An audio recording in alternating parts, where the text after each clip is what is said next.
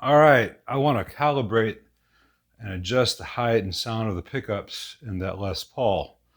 And I'm going through this 68 Deluxe Reverb that I gutted and rebuilt.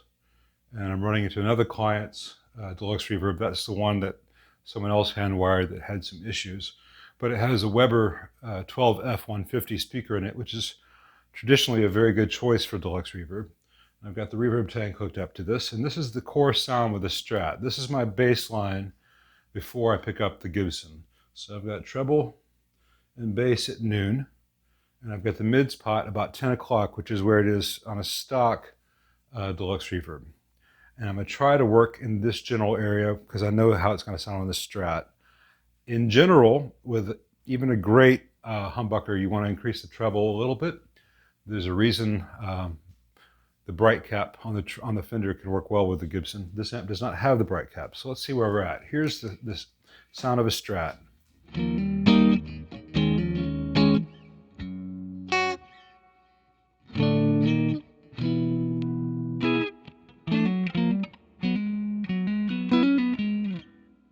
Notice I have the reverb set very low, just for a little bit of fill.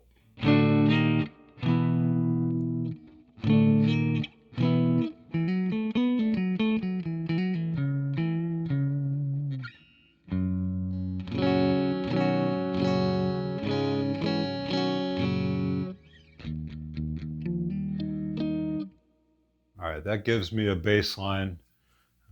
Trade guitars and see how the Les Paul sounds. All right, this is the Burstbucker 1 in the neck, Burstbucker 2 in the bridge. We're going to ignore the bridge for a little bit. I just want to start with the neck pickup. Now, a lot of guys would only use this for rock and just loud and full, and that's great. But I want to be able to use this for blues, jazz, country, any genre, and I'd like to be able to get it quiet as well. And I want a good response. Now notice, if I take my hands off the strings, there's a lot of noise. That noise is not there with the Strat at all.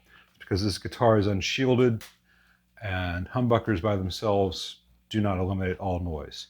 So shielding will be a later project. First, I want to see how these Burstbuckers do at various gain levels. So.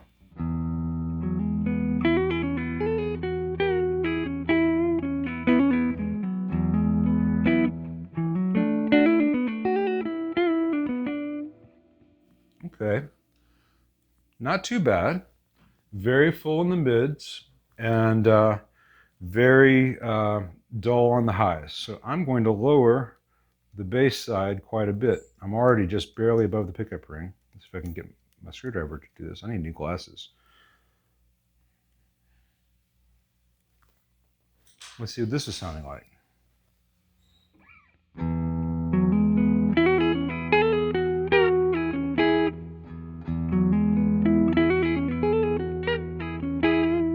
That's pretty good. What happens if I lower the treble side as well? From my perspective, I have gain to spare with these pickups. All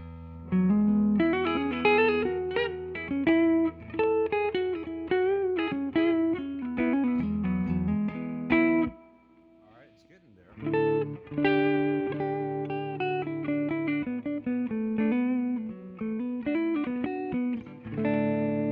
The high end is coming back. What happens if I raise the pole pieces and give this coil a little more equal weight with this? This may be a failure. I'm just going to back each one off about 3 turns. 1, 2, 3. This sometimes makes a pickup sound a little bit more single coil like. A humbucker sound a little more like a single coil. It doesn't work with every humbucker, and I have not experimented with Burstbuckers before.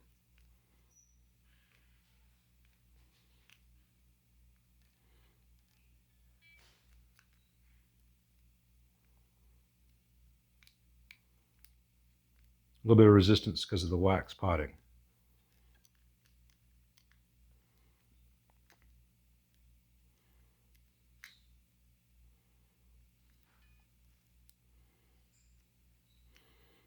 this gives a sound I like, then I can tweak from this point. On some pickups, that doesn't make any difference.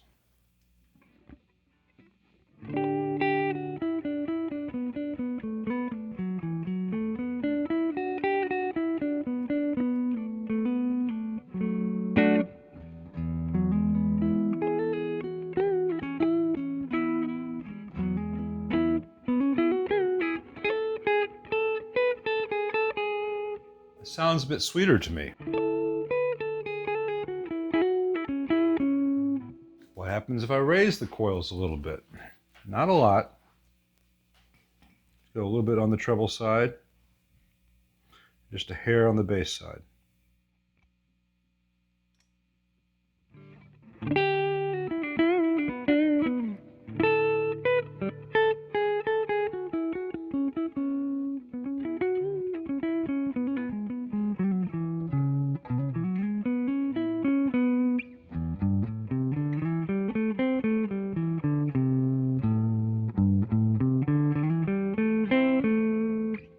All right, how's my string to string balance?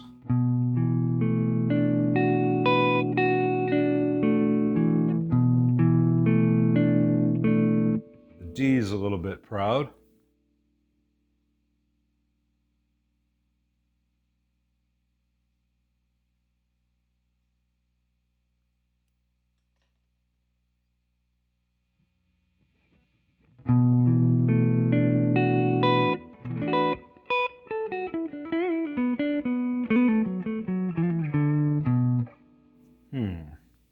Losing a little bit of the oomph from the low end, though this particular speaker isn't particularly bassy.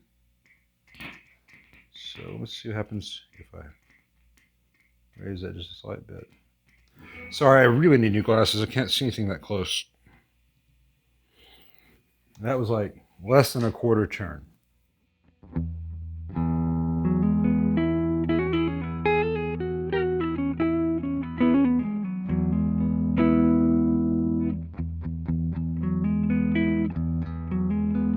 What happens if I go up a little bit more?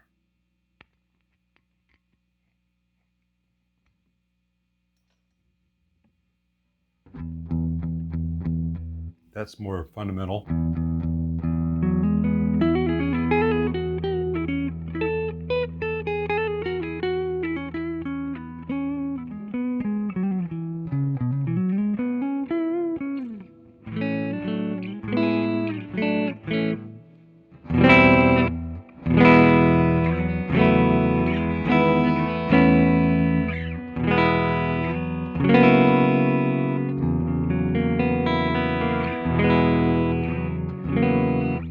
I think that's an improvement over where we started.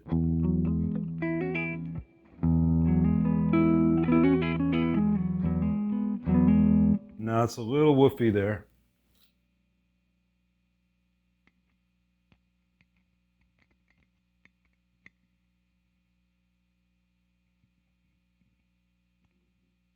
The balance between having that strong fundamental and having it woof.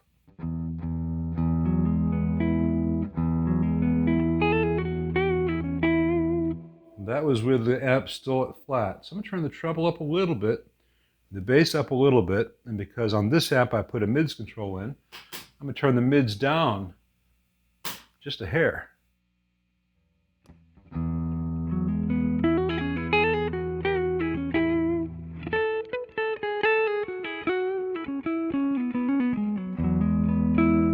That's nice. How's it do for some jazzier stuff?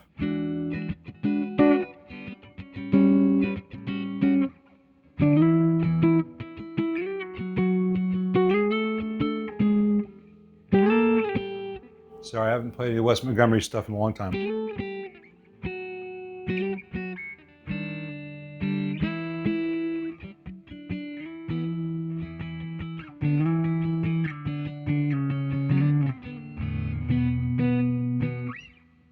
Really a long time, come to think of it.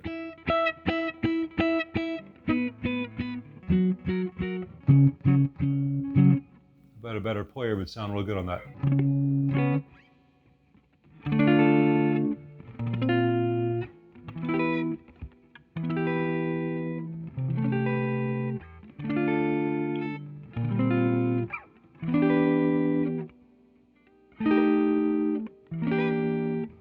How's that go?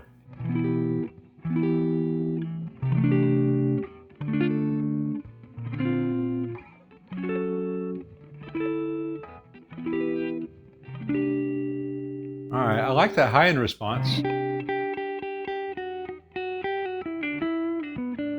I can always back that off. You can always take it away. You can't add it back if it's not there. Technically, you can add high end, but every time you boost highs, you boost the noise floor. So if that's just a slight bit brighter like that, I'll just also do it at the amp and turn it down a bit.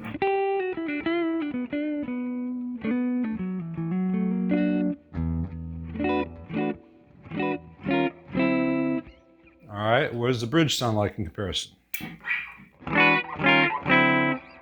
Oh, that's bright. Oh, that's loud. So I'm going to lower that whole thing quite a bit. I want to get the bridge just slightly more bright than the neck. And again, I need new glasses. I can't see things that are that close. So I'm going to back it down quite a bit.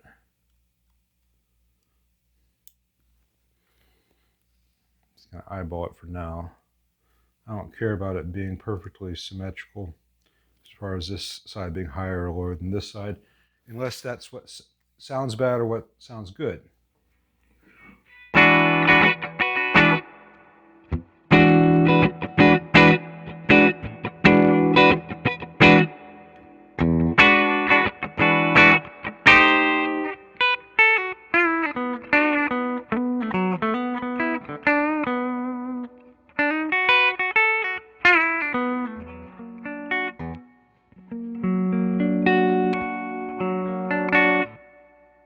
It needs to come up a bit.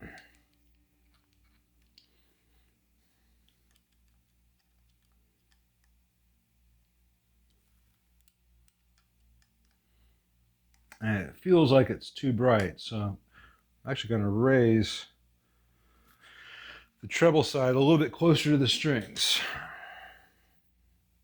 which might give it a little bit more compression on that stuff.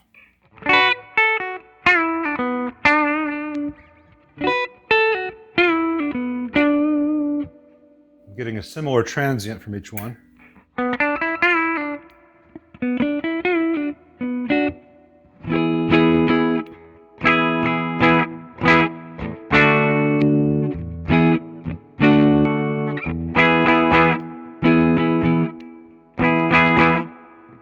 Needs a little bit more meat too, so raise this side up again.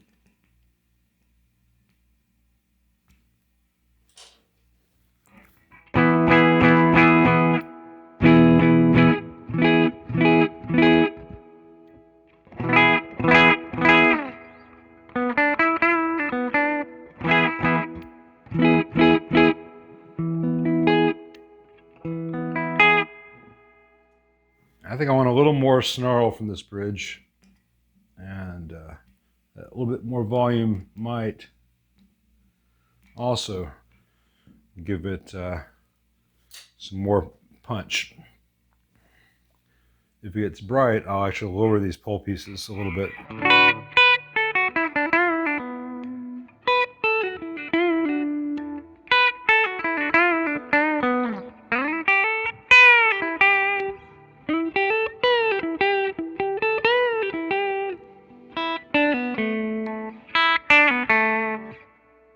I think I can go up a little bit higher, just a little more output on that. I think I'm going the right direction. Each set of pickups, or each type of pickups, I'm sure two sets of the same pickups would be comparable. You just got to find all the little tricks and quirks about the pickup and how to make it work for you. That's nice. That's like a big telly.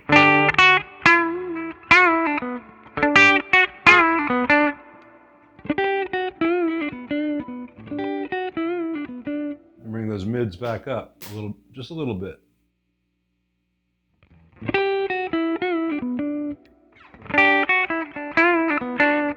All right, see what the in-between sounds like.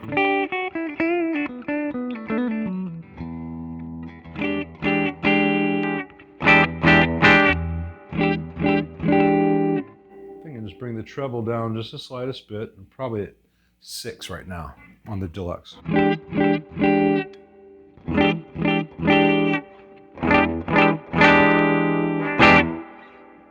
That's a pretty nice place to be.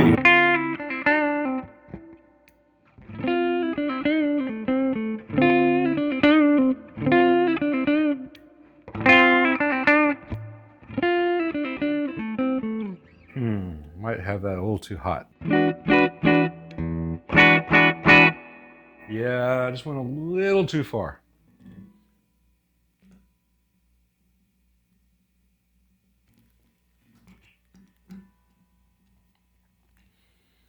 I have no concern that this will be wimpy through other amps. It'll still have lots of push. All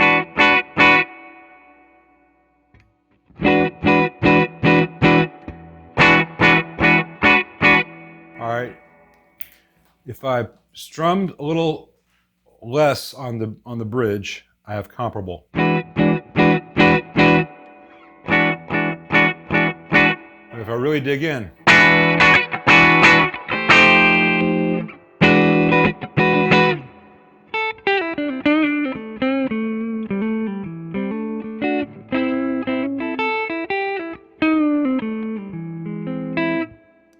so let's turn this amp up a little bit.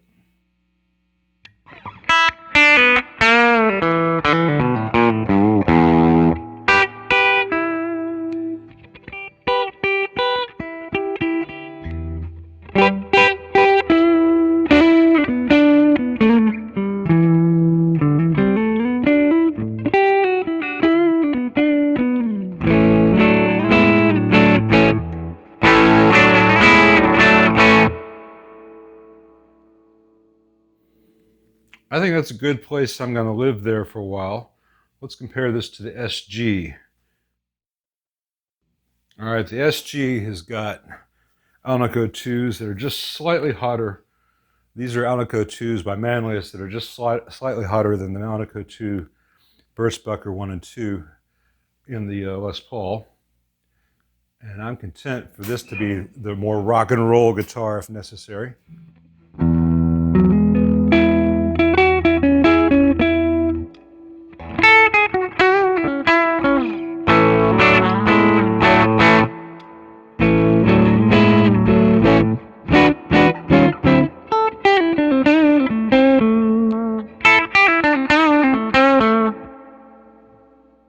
Out of curiosity, how does this clean up in comparison?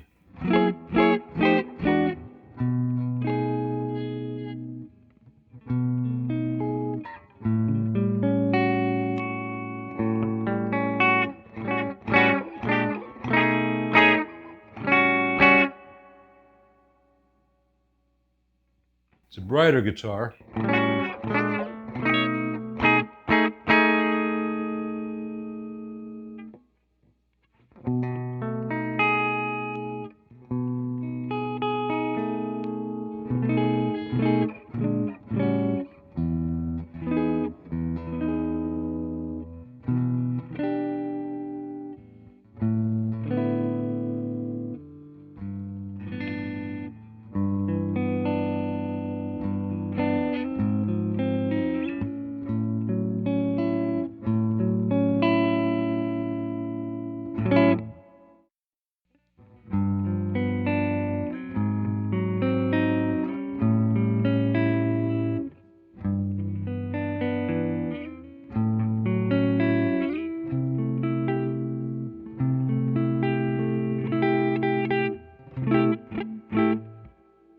Very different sounding instruments.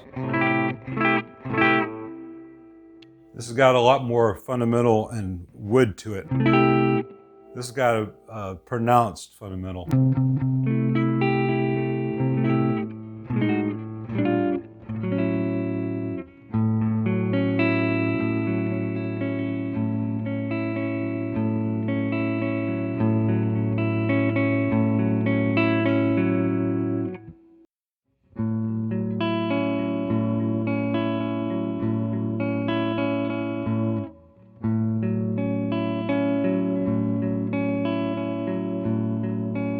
It's got more lower mids, or they're Not really, they're just emphasis in a different center point.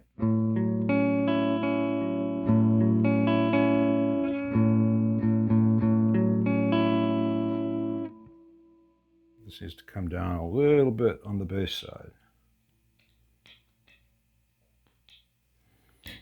Now, everything that I'm doing with this speaker will need to be tweaked.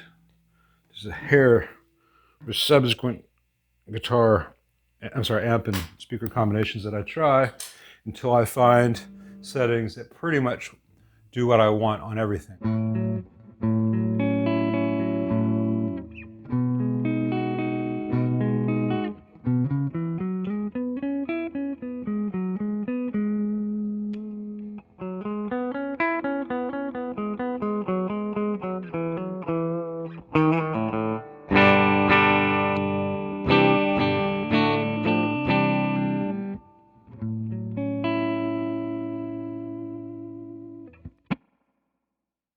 All right, I'm really happy with both sets of humbuckers are now. With how both guitars sound, they don't duplicate each other. They're not trying to be each other. And I think the Les Paul has a bit more of a jazz and early blues thing to it, and will probably still do the rock just fine. I'll test that later. And this starts with like a little more aggressive Jimmy Page country kind of stuff, and then goes up to bigger rock stuff, real mid-rangey, real aggressive. So I think that'd be a nice pairing.